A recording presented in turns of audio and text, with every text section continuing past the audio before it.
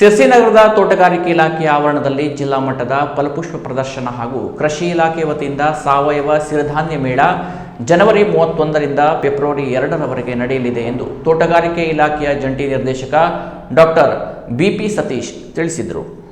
ಸಿರಸಿಯ ತೋಟಗಾರಿಕೆ ಇಲಾಖೆಯಲ್ಲಿ ಕರೆದ ಸುದ್ದಿಗೋಷ್ಠಿಯಲ್ಲಿ ಮಾತನಾಡಿದ ತೋಟಗಾರಿಕೆ ಜಂಟಿ ನಿರ್ದೇಶಕ ಡಾಕ್ಟರ್ ಬಿಪಿ ಸತೀಶ್ ಅವರು, ತೋಟಗಾರಿಕೆಗೆ ಪ್ರಾಧಾನ್ಯತೆ ಹೊಂದಿರುವ ಉತ್ತರ ಕನ್ನಡ ಜಿಲ್ಲೆಯಲ್ಲಿ ತೋಟಗಾರಿಕೆ ಮಹತ್ವದ ಬಗ್ಗೆ ರೈತ ಸಮುದಾಯಕ್ಕೆ ಹಾಗೂ ಜನಸಾಮಾನ್ಯರಿಗೆ ಅರಿವು ಮೂಡಿಸುವ ಮತ್ತು ತೋಟಗಾರಿಕೆಯಲ್ಲಿ ಸ್ಪರ್ಧಾತ್ಮಕ ಮನೋಭಾವನೆ ಬೆಳೆಸಿ ಪ್ರೋತ್ಸಾಹಿಸಲು ಮತ್ತು ಸಿರಿಧಾನ್ಯ ಮೇಳಗಳ ಮಹತ್ವವನ್ನು ರೈತರಿಗೆ ಪರಿಚಯಿಸುವ ಉದ್ದೇಶ ನಮ್ಮದಾಗಿದೆ. ಅಲ್ಲದೆ 3 ದಿನಗಳ ಫಲಪುಷ್ಪ ಪ್ರದರ್ಶನವನ್ನು ತೋಟಗಾರಿಕೆ ಇಲಾಖೆ, ಕೃಷಿ ಇಲಾಖೆ ಹಾಗೂ ಜಿಲ್ಲಾ ಪಂಚಾಯತ್ ಉತ್ತರ ಕನ್ನಡ ಇವರ ಸಂಯುಕ್ತ ಆಶ್ರಯದಲ್ಲಿ ಆಯೋಜನೆ ಮಾಡಲಾಗಿದೆ.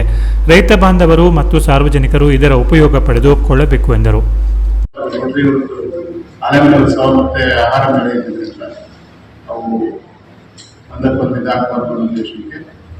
ನಾವಿವಾಗ 31/1/2ಕ್ಕೆ ಈ ವರ್ಷದ ಫಲಪುಷ್ಪ ಪ್ರದರ್ಶನ ಮತ್ತು ಸಿರಿಧಾನ್ಯ ಮೇಳ ಇದನ್ನ ಕೃಷಿ ಇಲಾಖೆಯವರ ಜೊತೆಗೆ ಜಂಟಿಯಾಗಿ ಆಯೋಜನೆ ಮಾಡ್ತಾ ಇದ್ದೀವಿ.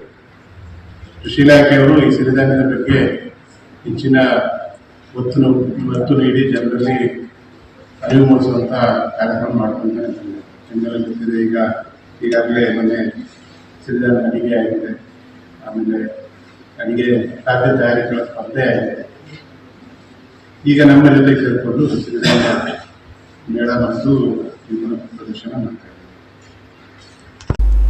ಸುದ್ದಿಗೋಷ್ಠಿಯಲ್ಲಿ ಕೃಷಿ ಇಲಾಖೆಯ ಉಪನಿರ್ದೇಶಕ ಪಾಂಡು ಕೆಎಚ್, ತೋಟಗಾರಿಕೆ ಮಹಾವಿದ್ಯಾಲಯದ ಡೀನ್ ಡಾಕ್ಟರ್ ಎಂಎಚ್ ತಟಗಾರ್, ಸಹಾಯಕ ಕೃಷಿ ನಿರ್ದೇಶಕ ಮಧುಕರ ನಾಯ್ಕ್, ಹಿರಿಯ ಸಹಾಯಕ ತೋಟಗಾರಿಕೆ ನಿರ್ದೇಶಕ ಸತೀಶ್ ಹೆಗಡೆ, ಸಹಾಯಕ ತೋಟಗಾರಿಕೆ ನಿರ್ದೇಶಕ ಗಣೇಶ್ ಹೆಗಡೆ ಹಾಗೂ ಸಿಬ್ಬಂದಿಗಳು ಉಪಸ್ಥಿತರಿದ್ದರು.